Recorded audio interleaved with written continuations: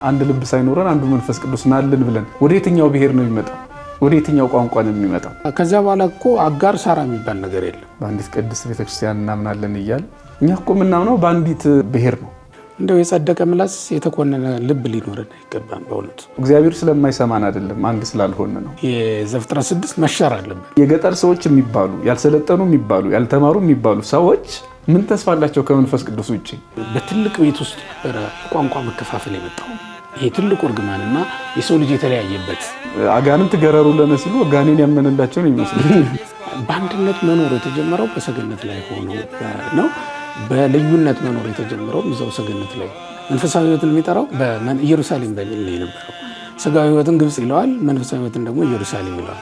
በአንድ ልብ ሳሉ ድንገት እንደሚነጥቅ አውሎ ነፋስ ከሰማይ ድምጽ መጣ ነው የሚለው። የስዩማን ቤተክርስቲያን መኖር እኮ የመንፈስ ቅዱስ ከቤተክርስቲያን አለመታጣትን ነው የሚያሳየው። ቅዱሳኖች በመቅደሱ ታሪክ ጀምሮ በመቅደሱ ታሪክ የጨረሰ ወንጌላዊ ይሉታል። ቃሉን አስተማሩ። በጣም ደስ በሚል ሁኔታ አብራርተው የገለጹልን ሁኔታ በጣም እናመሰግናለን።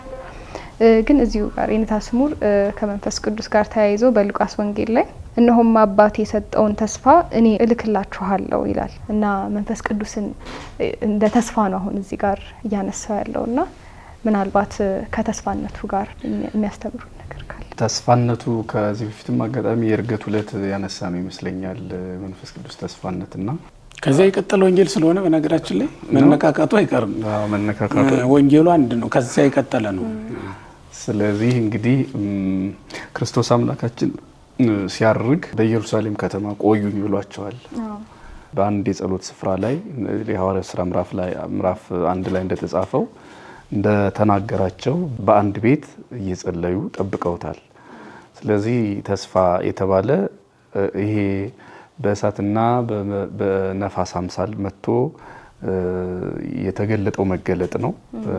ሁለተኛ ደግሞ ቅድም ያልነው ፈሪዎች የነበሩ ፈሪዎች እንዳይሆኑ የሚያደርግ መንፈሳዊ ድፍረት የሚሰጣቸው ነው። ከዚያ ባሻገር ደግሞ ቅድም መግቢያ ላይ የተተረጎመው ይሄ መንፈስ ቅዱስ ምንድን ነው የሚለው ወይም ጰራቅሊጦስ ተብሎ የሚያረጋጋ ነው። አሁን ክርስቶስ ከነሱ ሲያርግ ተለይቶ በአካል ሁሌም አብሯቸው አለ፣ ግን እንደ ጥንቱ አብረው እየዋሉ አብረው እያደሩ እንደዚህ በአካል እየተነካኩ አይደለም። አብሮ መብላት አብሮ መጠጣት የለም። ስለዚህ የነሱ ተስፋቸው ምንድን ነው ያለ እንደሆነ ይሄ በመንፈስ ቅዱስ ጸጋ ከሱ ጋር አብሮ መኖር ነው። ተስፋቸው እሱ ነው። ዓለም ላይ ለሚደርስባቸው መከራ በጣም ትልቁ ተስፋቸው እሱ ነው። አሁን ቀጥሎ ይሄንን የመንፈስ ቅዱስ ጸጋ ከተቀበሉ በኋላ እዚያው ፈተናው ይጀምራል እና የሐዋርያት ሥራ ምዕራፍ 5 ላይ በጣም ነው የሚደንቀኝ። ሐዋርያቱ እያስተማሩ እያለ እንዴት ነው ደግሞ እነዚህ ትላንት እንደዚያ ሆኑ ደግሞ ዛሬ እዚሁ ህዝቡን ወስደው ሊጨርሱት ነው እንዴ ብለው ደበደቧቸው በምኩራብ። ሁለተኛ እዚህ እንዳትደርሱ ብለው ገረፏቸው። እንግዲህ የመንፈስ ቅዱስ ተስፋነቱ እዚያው መታየት ጀመረ። ምን ሆኑ እነሱ? ወወፁ እምአውድ እንዘ ይትፌስሑ እስመ ከፈሎሙ ጸጋ መንፈስ ቅዱስ። ስለተደበደቡ ደስ እያላቸው ወጡ፣ የመንፈስ ቅዱስ ጸጋ አግኝተዋልና ይላል። ተስፋው ይሄ ነው። በቃ እዚህ ብንደበደብም በሰማይ ደግሞ ክብር እናገኝበታለን እያሉ መደብደብን በሰማይ ተስፋ ይለውጡበታል ማለት ነው። ክብር ማጣትን፣ መጎሳቆልን፣ መታሰርን በሰማይ ተስፋ ይለውጡበታል ማለት ነው። ተስፋ ሳይኖር ለምን አይደለም መደብደብ መሰደብ አልፈልግም፣ ግን ከስድብ አልፎ ነፍሴን አሳልፌ ልሰጥበት የምችለው ተስፋ ካለ ብቻ ነው። ለተስፋ ነው ሰው የሚሞተው፣ ለተስፋ ነው ሰው ለአገልግሎት የሚመረጠው እንጂ እዚህ ምድር ላይ ለሚቀርና ለሚጠፋ ነገር አይደለም። ስለዚህ ያ ተስፋ ምንድነው? በመንፈስ ቅዱስ የተገኘ የዘላለም ሕይወት ነው። አንድ ሁለተኛ ደግሞ መከራ የሚችሉበት መጽንኤ የተባለው የሚያጸናቸው እሱ ነው። ናዛዜ የተባለው የሚያረጋጋቸው እሱ ነው። ይሄው በመከራ ጊዜ ተረጋግተውበታል፣ በመከራ ጊዜ ጸንተውበታል። ስለዚህ ተስፋ የተባለው ራሳቸውን ለመከራ አሳልፈው በሰጡ ጊዜ የሚያበረታቸው እኛ እኮ እንደውም ቅዱስ ጳውሎስ ደግሞ ሮሜ ምዕራፍ 8 ቁጥር 25 ላይ ምን ያህል ተስፋ እንደሆነ ሲናገር በጣም በሚደንቅ ሁኔታ ሲገልጠው እንዲህ ይለዋል። ይሰጠን ዘንድ ካለው ክብር ጋር ሲመዛዘን ይህ ያሁኑ ዘመን ስቃይ ምንም እንዳልሆነ አስባለሁ ይላል። አይ ተስፋ ማለት ይሄ ነው። ይሄን በምንድን ነው ያገኘው? ዝም ብሎ የኔ ቢጤ ስጋ ለባሽ ሆኖ ይሄን ተስፋ ሊያመጣ አይችልም። ምንድነው ይሄን ተስፋ ያመጣው? የመንፈስ ቅዱስ በሱ ላይ መኖር ነው። መንፈስ ቅዱስ የሌለው ሰው ተስፋ የለውም። ገንዘብ ቢኖረው እንኳን እዚህ ምድር ላይ ያስፈልጋሉ የሚባሉ ጉድለቶች እንኳን ቢሞሉለት ጉድለቶች ሁሉም የምድር ጉድለቶች ቢሞሉ እግዚአብሔር እና ወይም ደግሞ የመንፈስ ቅዱስ ጸጋ ከጎደለው አንድ ሰው ልክ እንደ ቃይል ነው ቀበዝባዛ። አሁን ቃይልን ሌላ ፍጥረት የለም ግን የራሱ ጥላ እያስደነገጠው ሲኖር ነበር። በጣም ነው የሚገርመኝ። የራሱ ጥላ በቃ ሌላ የሚገለው ሰው እንደሌላው ግን የራሱ ጥላ የሚያስበረግገው ምን ማለት ነው? ሰው ጸጋ ከጎደለው እንደዚህ ነው። የማያስደነግጥ ያስደነግጠዋል፣ የማያስፈራ ያስፈራዋል። ሐዋርያትን ግን የሚያስፈራ ነገር አላስፈራቸውም እና ከሚሰጠን ክብር ጋር ሲመዛዘን ይህ የአሁኑ ዘመን ስቃይ ምንም እንዳይደለ አስባለሁ። ይሄ ተስፋ ነው አይደለም? የዚህን ዓለም መከራ የዚህን ዓለም ስቃይ የለወጠው ተስፋ ነው። ያ ተስፋ ምንድነው? በመንፈስ ቅዱስ የተገኘ ነው። ስለዚህ ተስፋ መባሉ በሌላ መልኩ ይሄ ነው ማለት ነው። ሌላው ደግሞ እንግዲህ ቅድም መግቢያ ላይ ተናገሩት ይሄ የቁስጥንጥንያ እኛም ባለፈው አንስተማ እንግዲህ እንደተባለው ደጋግመን ማንሳታችን የሚቀር አልመሰለኝም። እንግዲህ ጸሎተ ሃይማኖት ልክ እንደ ነጠላ ሁለት ዘርፎች የተሰፉበት ነጠላ ወይም ጋቢ ልንለው እንችላለን። የቁስጥንጥንያና የኒቅያ ማለት ነው። ስለዚህ እዚያ ላይ ወንሴፎ ትንሣኤ ሙታን ወሕይወተ ዘይመጽእ ይሄን አሁን ሰው በመንፈስ ቅዱስ ካልሆነ ይህን ቃል ሊናገር አይችልም። የሙታንን መነሳት ተስፋ የሚያደርግ የሚመጣውን ሕይወት ተስፋ የሚያደርግ ሰው የመንፈስ ቅዱስ ጸጋ ሊኖረው ይገባል። አሊያ ግን ዝም ብሎ ከንቱ ንባብ ነው የሚሆነው። ስለዚህ ትልቁ ተስፋቸው በመንፈስ ቅዱስ የሚሆነው ያ ዘላለማዊ ክብር ነው። እንደገና ተልእኳቸው የሚፈጸመው ደግሞ በሌላ መልኩ ተልእኳቸው ግቡን የሚመታው የመንፈስ ቅዱስ ኃይል ከነሱ ጋር ሲሆን ነው። ቆይ አንዱን ለመናገር ቅድም የእሳቱን ተናግረዋል። ተስፋቸው አሁን ወደ ዓለም ሲሄዱ ማንም ያበረታቸው ማን ነው? ተስፋቸው በእሳት አምሳል የወረደው መንፈስ ቅዱስ ነው። አንድ እና እንደሚነጥቅ አውሎ ነፋስ ከሰማይ ድምጽ መጣ ነው የሚለው እዚህ ጋር ላምጣው ተስፋነቱን። ነፋስ ብዙ ትርጉሞች አሉት። ሁለት ነገሮችን ልናገር። አንደኛ ጥንካሬ ይሰጣል ለእጽዋት፣ ሁለተኛ ደግሞ ፍሬ ይሰጣል። ጥንካሬና ፍሬ ይለያያል።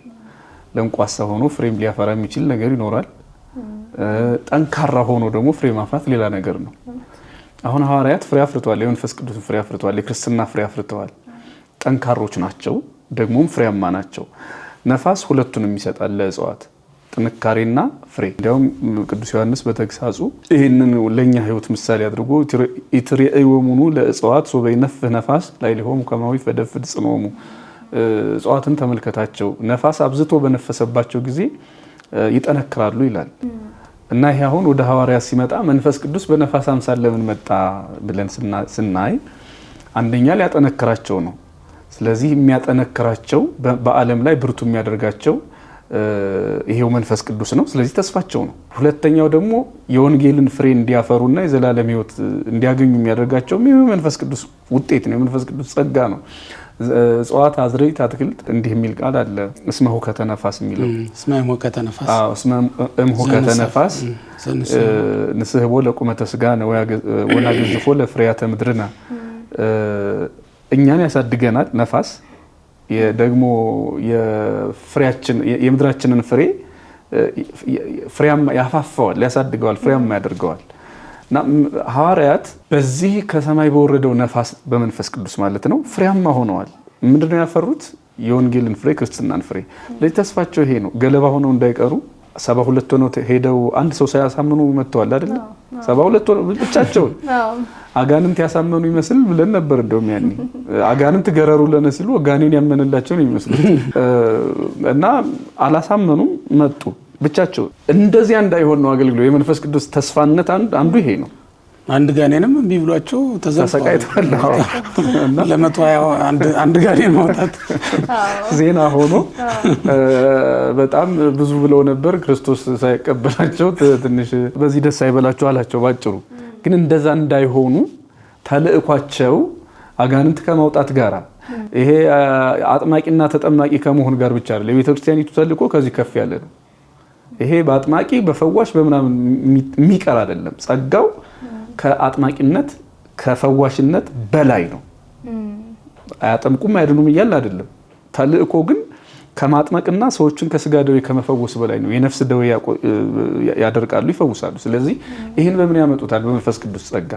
ስለዚህ አሁን 72 ሆነው ሄደው ምንም ሳይዙ እንደመጡት አሁን መረባቸውን በዓለም ላይ ሲጥሉ ወይም ደግሞ ያኔ ጴጥሮስ ሌሊቱን ሙሉ ደከምን ምን መያዝ ነው የለም እንዳለው ባዶ መረብ ሲጥሉ እንዳይኖሩ አሳ የሞሉባቸው ማለት ክርስቲያኖች የሆኑ ሰዎችን የዳኑ ነፍሳትን ሰብስበው ወደ መንግስተ ሰማያት መረብ እንዲጨምሩ የሚያደርጋቸው ይሄ መንፈስ ቅዱስ እውቀት ነው። ይሄ መንፈስ ቅዱስ ጸጋ ነው። ለዚህ ተስፋቸው ነው። የዘላለም ሕይወት ከመውረስ ጀምሮ የወንጌል ተስፋቸውን የወንጌል አገልግሎታቸውን የሚያጸኑት እንደገና እንዳልኩት የወንጌል መረባቸውን የሚሞሉት በመንፈስ ቅዱስ ተስፋ ነው። የራሳቸው የሆነ ምንም ነገር የላቸውም። ቅድም አንቺ ያልሽው አሁን በጣም የሚገርመኝ ያው እንግዲህ ሁሉም ስለማይነሳ ነው እንጂ እነዚህ የገሊላ ሰዎች አይደሉም ብለው የንቀት ነው። በነገራችን ላይ ገሊላ በብዙ መንገድ የተናቁ ሰዎች መኖሪያ ናት እና ገጠሪዎችም ተብለው የሚናቁ ሰዎች ናቸው። ለዛ ነው የገጠር ሰው ስለሆነ ነው ጴጥሮስን ያወቁቸው ያቺ ሴትዮ በንግግሩ ማለት ነው። እኛን እዚህ ስንመጣ የክፍለ ሀገር ሰዎች እንድትሉን እናንተ የአዲስ አበባ ሰዎች ማለት ነው። ግን በቋንቋቸው የሚታወቁ ናቸው። እነዚህ በቋንቋ የማይረባ ቋንቋ የከተማ ቋንቋ የማይናገሩ ነገስታት የማይሰሙት ከተሜዎች ባለሀብቶች የማይወዱት።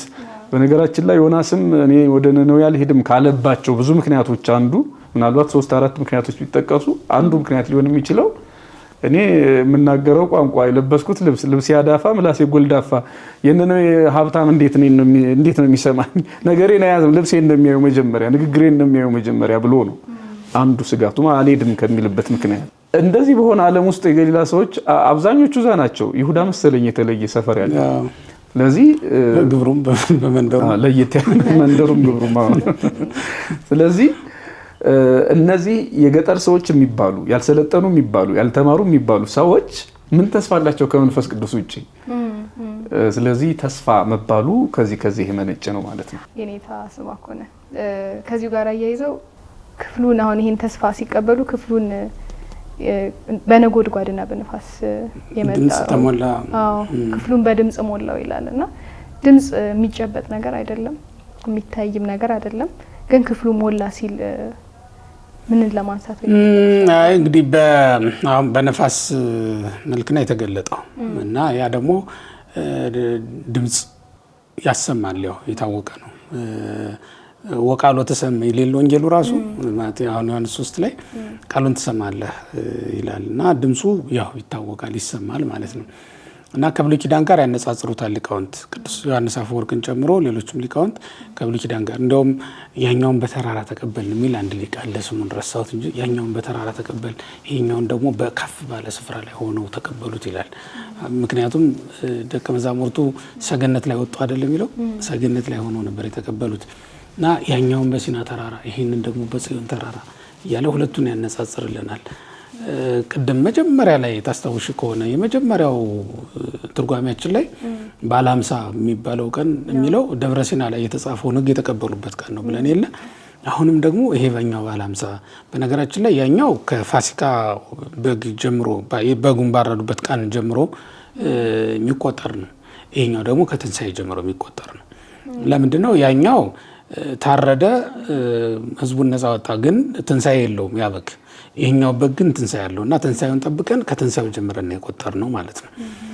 እና ይሄኛው አሁን በሲና ተራራ ላይ የተቀበሉትን በዚህ በጽዮን ተራራ ደግሞ እንደገና መንፈስ ቅዱስ መሰጠቱን ነው የሚያሳየው። በዚያውም ላይ ያኔም ቢሆን ማለት ነው በዓለ ሃምሳ በዚያኛው በዓለ ሃምሳ ማለት ነው የመብረቅ የነጎድጓድ ድምጽ ይሰማ ነበረ። የነጋሪት ድምጽ አይደል የምንለው ይሰማ ነበረ። ያኛው እርግጥ ለተግሳጽ ነው። ለሙሴና ለአሮን መንፈስ ቅዱስ እንደወረደላቸው ምልክት ነው። ግን ደግሞ ለእስራኤል ተግሳጽ ነው። ወደዚህ ብትቀርቡ ወይም ደግሞ እኔም ባታመልኩኝ ባትከተሉኝ ብትተውኝ እናንተ እንዲያደርግ ያጠፋቸዋለሁ፣ እናንተ ብታመልኩኝ ብትከተሉኝ ግን ጠላቶቻችሁ እንዲያደርግ ያጠፋለሁ የሚል ግርማ መለኮትን የሚገልጽ ነው የነበረው። ይሄ ደግሞ የመንፈስ ቅዱስን ስጦታ የሚገልጽ ነው። ለምንድን ነው ያለ ድምጽ ያልተደረገው እየተባለ እንደሆነ አሁን ቤተክርስቲያን ጸጋው ሲሰጣት ሁሉም እንዲያውቅ ነው። ለምሳሌ ክርስቶስ መንፈስ ቅዱስ በወረደለት ጊዜ ከዮሐንስ በቀር ያየ የለም አይደል? ያም ለምስክርነት ነው፣ አስፈላጊ አይደለም። ምክንያቱም መንፈስ ቅዱስ የባህሪ ሕይወቱ ነው፣ ተለይቶት የሚያውቅ አይደለም። እዚህኛው ላይ ግን ተለይቶን ነበር። ምክንያቱም ኦሪት ዘፍጥረት 6 ላይ ስትመለከች መንፈሴ በሰው ልጅ ላይ አያድርም ብሎ ከልክሏል እግዚአብሔር። አሁን ግን ትንቢት ነበረ። ቅድም እንደውም ተስፋ የሚለው ሲነሳ አብሮ የሚነሳ ቃል ጴጥሮስ የተናገረው ቃል ነው። በሰው ውጥ ምን መንፈሴ ዲበ ኩሉ ዘሥጋ የሚለው ኢዩኤል የተናገረው ማለት ነው። ከመንፈሴ አፈሳለሁ እምነ መንፈሴ ነው። ከመንፈሴ ያው በሙላት የባህሪ ህይወታችን ሆኖ አይደለማ የሚሰጠን በጸጋ ነው የሚሰጠን እና ከሚለው ከፊል ነው ከፋይ ነው እና ከመንፈሴ በሰው ልጅ ላይ አፈሳለሁ በስጋ ለማሸነፍ ላይ ያለው ያኛውን ለመሻር እኮ ነው። ያኛው እርግማን ነው። የዘፍጥረት 6 መሻር አለበት። ከእንግዲህ በኋላ በስጋ ለባሽ ላይ ነው ያለው። እዚህኛው ላይ ደግሞ ኢዩኤል በተስፋ በስጋ ለባሽ ሁሉ ላይ ብሎ ነው የተናገረውና ያ ቀን ደረሰላችሁ ለማለት እኮ ነው። ያን ድምፅ መስማት አለበት አለ ሌላው እንኳን ሌላው ራሳቸው ተቀባዮቹ መስማት አለባቸው። አለበለዚያ ጸጋው እንደተሰጣቸው በምን ሊያውቁ ይችሉ ነበር? ስለዚህ ያ ሲሰጣ እኛውን ስጋውን ደሙን ስንቀበል ጥምቀት ሲፈጸምልን ካህናት ሲሾሙልን ጳጳሳት ሲሆን በነገራችን ላይ የስዩማን ቤተክርስቲያን መኖር እኮ የመንፈስ ቅዱስ ከቤተክርስቲያን አለመታጣትን ነው የሚያሳየው። የጳጳሳት መኖር፣ የቀሳውስት መኖር፣ የስጋዊ ደግሞ መቀበል መሰጠት፣ የቤተክርስቲያን መኖር በጠቅላላው መንፈስ ቅዱስ ከቤተክርስቲያን እንዳራቀ እንዳልተለየን አንዱ ማሳያ ነው። ጉባኤያት መኖራቸው ሌሎችም ነገሮች መኖሩ መንፈስ ቅዱስ በቅብብሎሽ እኛም ዘመን ደርሰ ጸጋው እየተሰጠን መሆኑን ማሳያ ነው። በዚያ ዘመን የነበሩት ግን ሌላ ምልክት የላቸው፣ ድምፁን መስማት ነበረባቸውና ድምፅ እንዲሰሙ አደረጋቸው ነው። ያውም ደግሞ ሰገነት ላይ ወጥተው ነው። ይሄ የቤተክርስቲያኒቱ ልዕልና ነው የሚያሳየው። በዛውም ላይ በተጨማሪ ግን ታስታውሻለሽ ዘፍጥረት 11 ላይ ቤት ውስጥ በትልቅ ቤት ውስጥ ነበረ የቋንቋ መከፋፈል የመጣው። ይሄ ትልቁ እርግማንና የሰው ልጅ የተለያየበት ዘመን የተጀመረው ታሪክ የተጀመረው ትልቅ ቤት ውስጥ ነው። አሁንም ትልቅ ሰገነት ላይ ሆኖ ነው ይሄ ታሪክ እንትን ያለው ማለት የተለወጠው። ያንን ንጽጽር ሰራን። ቦታውም ተመሳሳይ ነው፣ አንድነቱም እዛ ላይ ተጀመረ ማለት ነው። አሁን መግቢያው ላይ በአንድነት ተቀመጡ ይሌለ በአንድ ቤት ውስጥ ኖሩ ነው የሚለውና በአንድነት መኖር የተጀመረው በሰገነት ላይ ሆነው ነው። በልዩነት መኖር የተጀመረው እዛው ሰገነት ላይ ሆኖ ነበረ። እንደውም ያን የመሰለ ቤት እኮ ሰርተው አያውቁም ከዛ በፊት። የመጀመሪያው ነው። ናምሩድ ጠንካራ መንግስት መመስረት በጀመረ ጊዜ በዛች በሰናወር ሜዳ ላይ የመጀመሪያው ትልቁ ቤት ነው በዚያ ዘመን። ከዛ በፊት የነበረው ምናልባት በግንባታ ደረጃ ትልቅና ደስ የሚል ዲዛይን ያለው ግንባታ የኖህ መርከብ ነው እንጂ ከዛ በፊት ሌላው የለም። በእጽዋት ስር በምን በዋሻ ስር ውስጥ የሚኖሩበት ዘመን ነው የነበረው ያለፈው ታሪክ።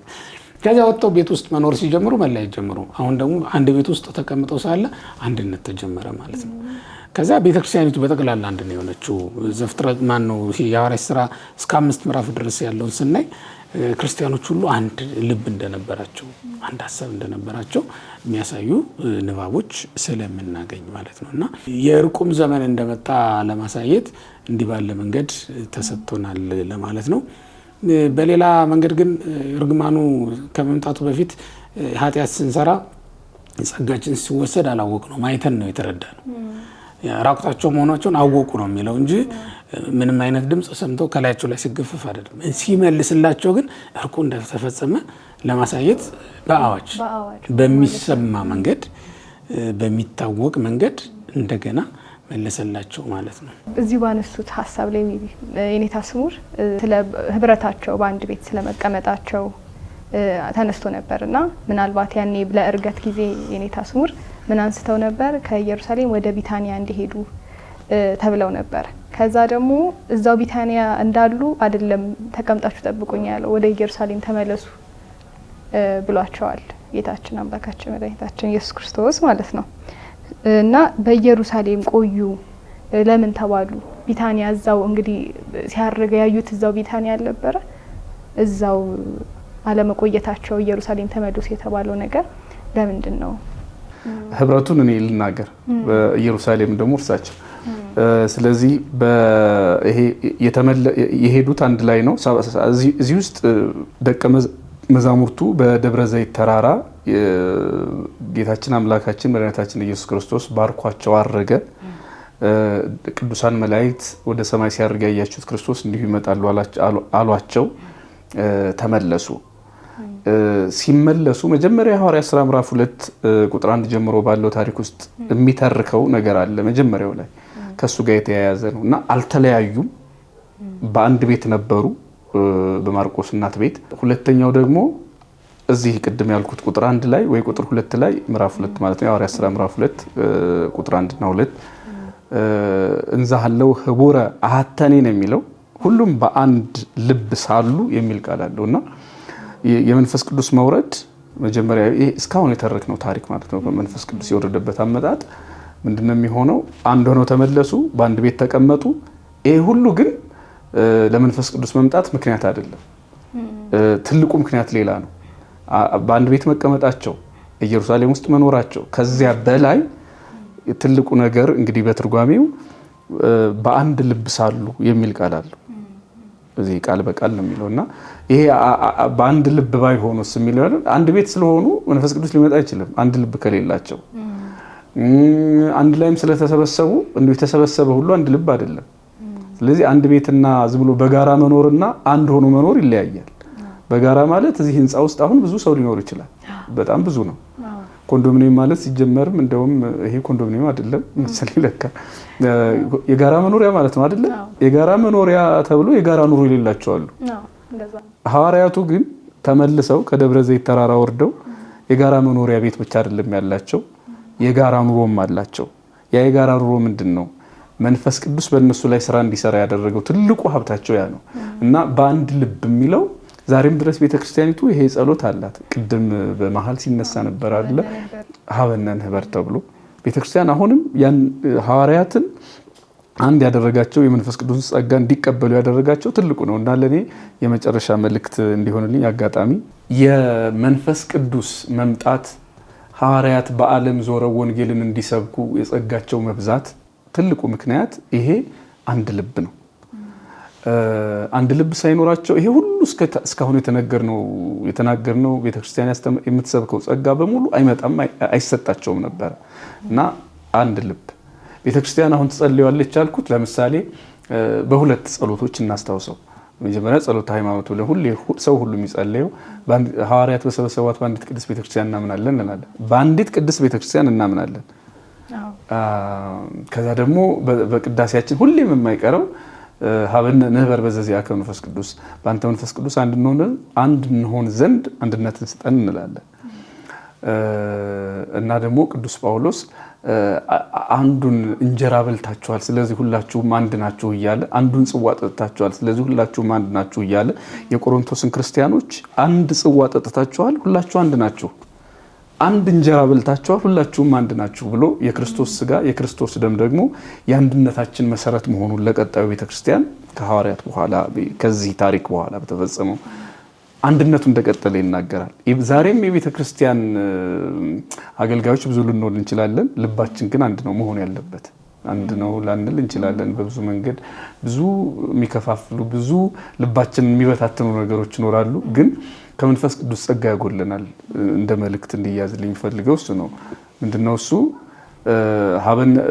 አንድ እንሆን ዘንድ አንድነትን ስጠን ብለን መቅደስ ውስጥ ይሄን ተናግረን ስንወጣ በምንድነው አንድ የምንሆነው? እውነቱ ክርስቶስ ነው። በተለይ እኔ እንግዲህ ብዙ ጊዜ ይናገረዋለሁ። እንግዲህ ልክ ይሁን አይሁን አላውቅም ሚዲያ ላይ መናገሩ፣ ግን እውነቱ ግን እውነት ነው። ምን ማለት ነው? አሁን በአንዲት ቅድስት ቤተክርስቲያን እናምናለን እያለ የሚጸልዩ ብዙ ነው። በአንተ መንፈስ ቅዱስ አንድ እንደሆነ ዘንድ አንድነትን ስጠን እያለ በቅዳሴው መሀል የሚጸልየው ብዙ ነው።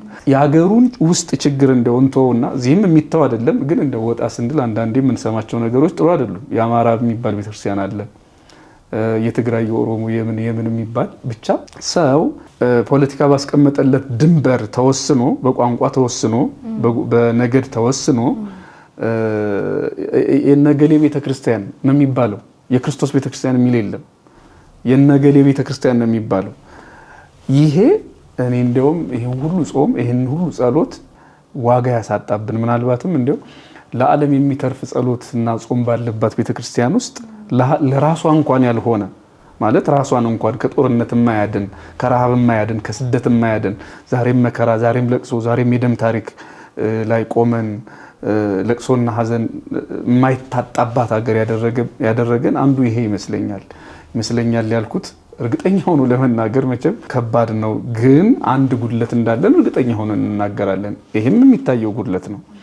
አንድ ልብ ሳይኖር በአንተ መንፈስ ቅዱስ አንድ እንሆን ዘንድ እዚህ ጋር በመንፈስ ቅዱስ አንድ መሆን አንድ ልብ ልክ እንደ ሐዋርያቱ አንድ ልብ በመንፈስ ቅዱስ አንድ ልብ መሆን ሲያስፈልግ ወይም እንደዚያ መሆን እያስፈለገን አስፈልጎን ሳለ ወይም ተገቢ ሆኖ ሳለ ሰው በምድር አንድ የሚሆነው በደም እየተጠራራ፣ ሰው በምድር አንድ የሚሆነው በቋንቋ እየተጠራራ፣ ሰው በምንድን ነው የሚሰባሰበው? የጥቅም ቡድንተኝነት ፈጥሮ።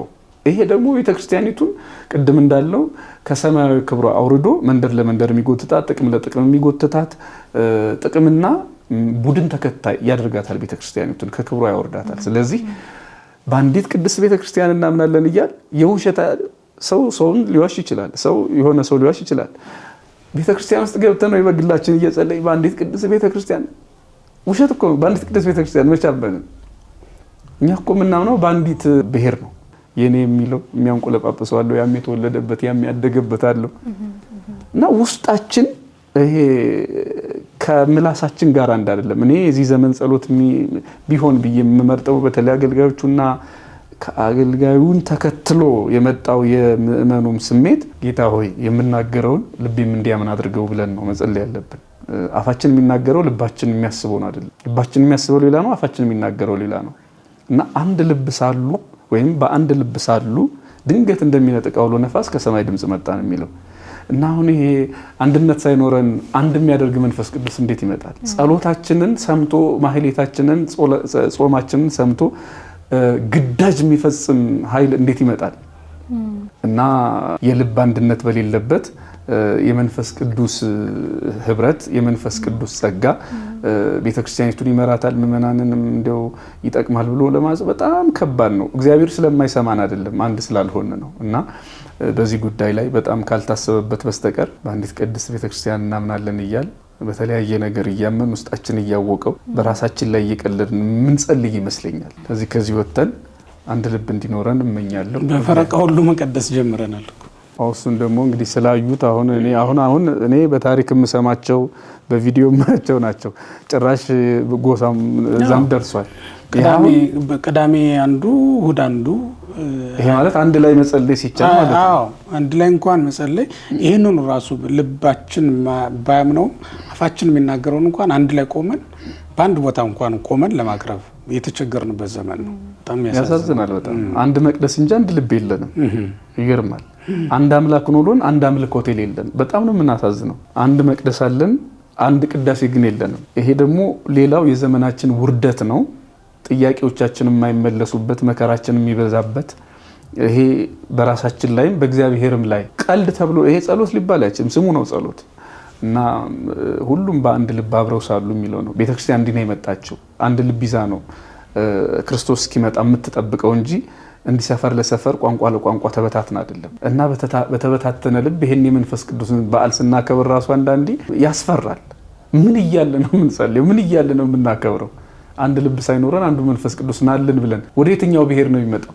ወደ የትኛው ቋንቋ ነው የሚመጣው? ይሄ ሁሉ አስጨናቂው የዘመናችን ጥያቄ ነውና በተለይ አንዱ መቅደስ ላይ ደግሞ ይሄ እንዲህ አይነት ነገር መስማት የዘመናችን ትልቅ ውርደት ነው።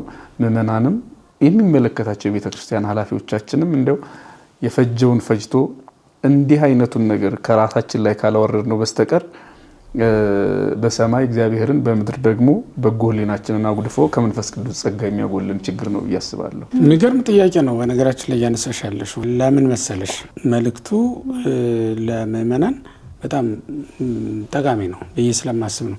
የክርስቶስ መምጣት አንዱ ዓላማ እኮ ከነገድ ከቋንቋ ለማዋጀት ነው። ሰዎችን አይሁዳዊ የለም ግሪካዊም የለም የሚለውን ነገር ለማጽናት ነው። በቃ ሐዋርያት ከዛ በኋላ አይሁዳዊም ግሪካዊም የለም ሁሉም በክርስቶስ ባሪያም ጨዋም ደግሞ ባሪያ ጨዋ የሚባል ነገር የለም። ምክንያቱም ሁሉም ከዛ በኋላ እኮ አጋር ሳራ የሚባል ነገር የለም። ሁሉም በክርስቶስ አንድ ሆነዋል። ከአብርሃም ጋር በመተኛት እኮ ሳራም አጋርም እኩል ናቸው አይደል እንዴ?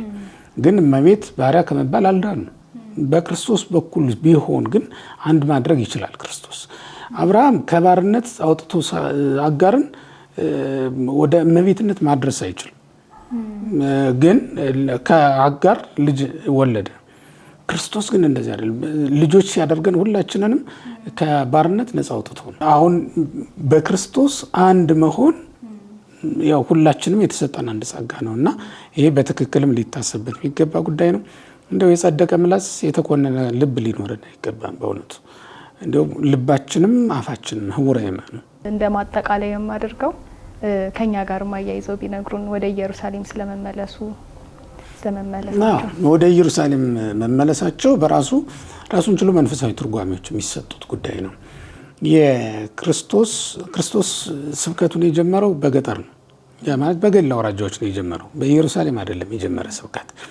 መኖርም የጀመረ በዚያ አይደለም። እንደሚታወቀው የተወለደው ቤተልሔም ነው፣ ያደገው በናዝሬት ነው።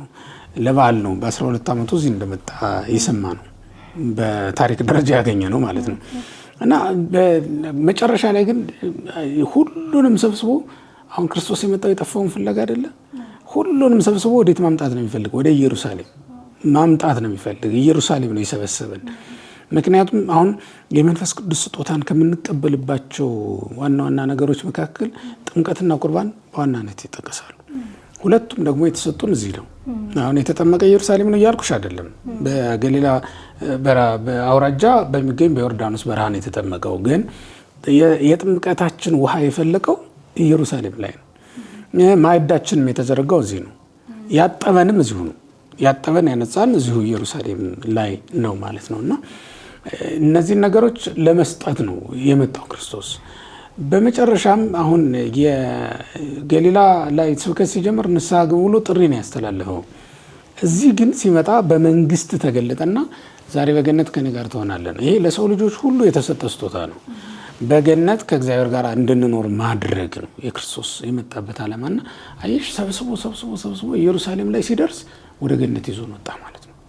እና አሁን እዚህ ላይ ጠብቁ የሚላቸው ይችኮ የገነት አንጻር ሆናለች። በቃ ቅዱስ ጳውሎስም ሰማያዊቷ ኢየሩሳሌም ምድራዊቷ ኢየሩሳሌም ይላል። በአንድ ስም ነው የሚጠራቸው። ተመልከች፣ ሰማያዊቷ ምድራዊቷ እያለ ነው የሚጠራና የሰማያዊቷ አንጻር በሆነችው ስፍራ ላይ የሰማይ ቀጥተኛ የሰማይ ተነጻጻሪ ሆናል። እንደውም ሀገረ እግዚአብሔር ብሏታል በወንጌልም ላይ ማቴዎስ 5 ላይ እስመ ሀገሩ ይእቲ ንጉሥ አባይ ነው፣ የሰማያዊ ንጉሥ ሀገሩ ናትና ተብላ ነው የተጠራቸው። ስለዚህ መቅደሱም ያለው በሷ ነው፣ ታቦቱም ያለው በሷ ነው።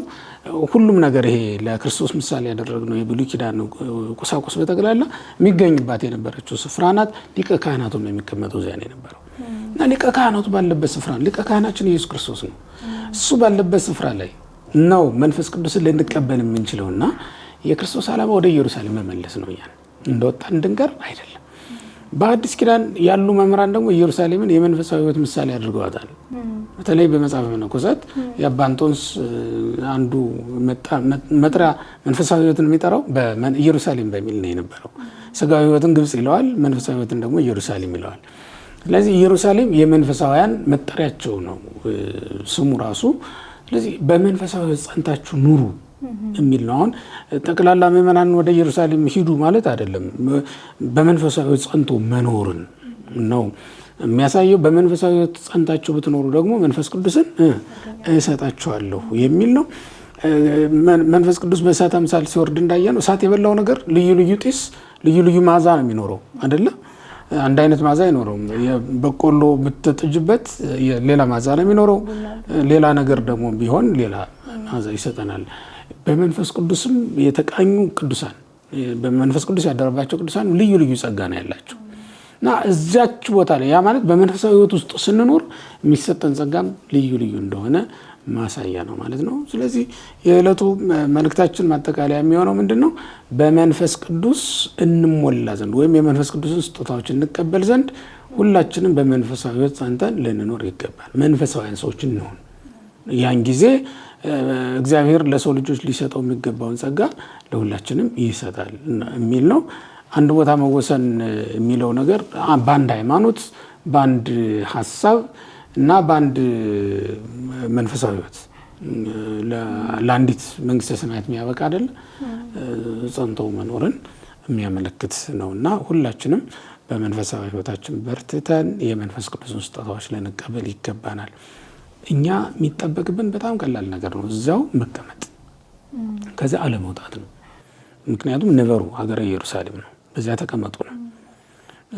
እዚያ እስከተቀመጥን ድረስ የመንፈስ ቅዱስን ስጦታዎች የምንቀበልበት ስፍራ ነው ማለት ነው። ከዚያ በኋላ ሁሉም ደግሞ የመጀመሪያ የሆኑ ነገሮች እዚያ የተደረጉ ናቸው። ሐዋርያት ሲኖዶስ ያደረጉ እዚያ ነው። 1 ዓመትን በህብረት ያስተማሩት 12 ፓትርያርኮች የመሩት ሀገር እኮ ኢየሩሳሌም ናት። 12 ፓትርያርኮች የተቀመጡባት ቦታ ናት ኢየሩሳሌም እና ያ ሁሉ ጸጋ ያለባት ናት። እንግዲህ አይናችን ግልጥ አድርገን ስንመለከት የወንጌል ፍሬዎች ተንዠርግገው የሚታዩበት እንግዲህ እነዛ ሁሉ 12ቱ በጥላው ድውይ ይፈውሳል፣ በጨርቁ ድውይ ይፈውሳል። ከነሱ መካከል ወደ 3ኛው ሰማይ ተነጥቆ ምስጢር ያያለ፣ መተርጎም የማይችል ቃል ይሰማል። ያን ያክል ማለት ሊነገር ስለማይችል ከባድ ስለሆነ ያዩ አሉና እነዚያ ሁሉ ቅዱሳን ያሉበት ነው። ያ ሁሉ ጸጋ ደግሞ ለዓለም የደረሰው ከዛ ነው እና በኢየሩሳሌም ቆዩ የሚለው ነገር ከሐዋርያት ጋር መኖርን፣ ከመስቀሉ ስር አለመጥፋትን፣ ከጌታ መስቀል እግር ስር የመስቀሉ መቆሚያ ስፍራ አይደል? ዳዊት ምንድነው የሚለው? ህየነሰግድኩልን አመቆ መግረ ግዚና የጌታ እግሮች ወደ ቆሙበት ስፍራ እንሰግዳለን። ዛሬ ልብ ሁሉ ወደ ኢየሩሳሌም ይሰግዳል። ያ ማለት መስቀል ወደ ተተከለበት ስፍራ ይመለከታል ማለት ነው። እና ሁላችንም ከመስቀሉ እግር ስር እንዳንጠፋ ማሳያ ነው። ኢየሩሳሌም ሲል በጣም ብዙ ምልክቶችን የያዘ ብዙ ትምህርቶችን የያዘ ጉዳይ ነው የሚሆነው እና ከዛ እንዳንጠፋ ማሳያ ነው። የመቅደሱ ምልክት ስለሆነች መቅደስ የመጀመሪያው መስዋዕት ዛሬ የቀረበው ክርስቶስ የመጀመሪያ መስዋዕት ነው፣ የመጨረሻ መስዋዕት ነው። ሐዲስ ኪዳን ሌላ መስዋዕት የለንም እና ወደ መስዋዕቱ ተመልከቱ። ወደ መሰዊያው መስቀሉ እዛው ነው፣ መስዋዕቱም ክርስቶስ ያለው እዛው ነው። ወደ ማን ልንመለከት እንችላለን? ወዴትስ እንሰበሰባለን? የምንሰበሰበው ወደዚያ ነው፣ የምንቀበለውም ጸጋ ያለው ከዚያ ነው የሚለውን ነገር ነው የሚያሳየው። ሁላችን ከመቅደሱ ሳንወጣ እንድንኖር ነው የሚያሳየው። በጣም የሚገርመውና መጨረሻ የምነግርሽ ግን በመቅደስ እያገለገሉ ኖሩ ነው የሚለው። ከዚያ በኋላ እዛ ቦታ ላይ ሆኖ የተባረከ ሰው ወዴት ሊሄድ ይችላል? እንደውም ቅዱስ ሉቃስን ምን ይሉታል መጽሐፍ ቅዱስ አጥኚዎች? በመቅደሱ ታሪክ ጀምሮ በመቅደሱ ታሪክ የጨረሰ ወንጌላዊ ይሉታል። ምክንያቱም በሊቀ ካህናቱ አገልግሎት ነው የሚጀምር። መቅደስ ላይ በተፈጸመ ታሪክ ነው የሚጀምረው መግቢያው ላይ፣ መጨረሻም ላይ መቅደስ ላይ በተፈጸመ ታሪክ ነው የሚደመድመው እና በመቅደስ ውስጥ መኖር ነው ይሄ ወንጌል የሚያሳየው። በመቅደስ ትጀምሪያለሽ፣ በመቅደስ ትጨርሻለሽ። ከዛ ነው ወደ ተቀደሰው ወደ ሰማያዊ መቅደስ ደግሞ መግባት እንድንችል ነው ዓላማው እኮ እሱ ነው። በምድራዊት መቅደስ ውስጥ ብቻ ተወስነን የምንኖር አይደለንም እና ማለት ነው።